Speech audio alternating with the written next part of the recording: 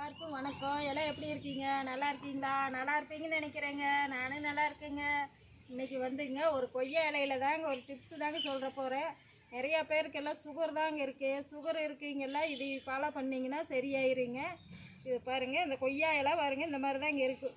ஒரு 5-6 இலையெல்லாம் நல்லா பொரிச்சிட்டுங்க, தண்ணியில் நல்லா அலாசிட்டு காலையிலேயும் சாயந்தரம் டீ போடுவீங்க இல்லைங்க, டீயில் ஒரு 4 இலை போட்டுங்க, நல்லா கொதிக்க வச்சு பால் ஊற்றிடாதீங்க. வரட்டியில் வந்துங்க டிக்கசன் மட்டும் கொஞ்சமாக போட்டுங்க, இந்த இலையை நல்லா கொதிக்க வச்சு 2 நேரம் குடிச்சிங்கனாங்க சுகரு எவ்வளோ இருந்தாலும் குறைஞ்சிருங்க, நார்மலுக்கு வந்துடுங்க.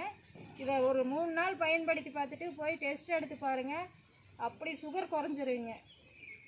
இந்த கொய்யா இலையில் வந்துங்க நிறைய சத்துக்கள் இருக்குதுங்க.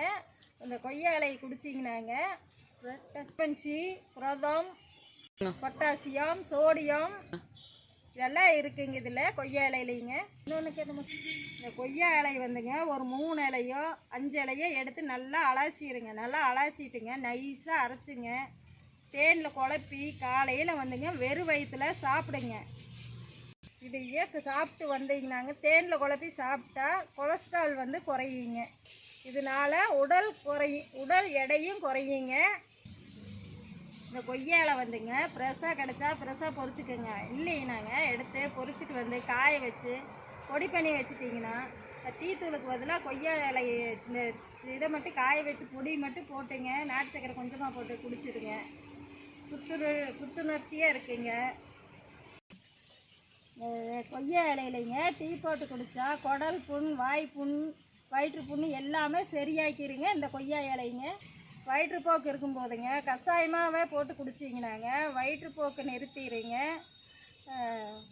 செரிமான கோளாறை சரி பண்ணிடுங்க. இது வந்து அவ்வளோ மருத்துவ குணம் இருக்குதுங்க. இந்த கொய்யா இலை எங்கே கிடைச்சாலும் நீங்கள் பறிச்சுட்டு வந்து காய வச்சு பொடி பண்ணி வச்சுக்கோங்க.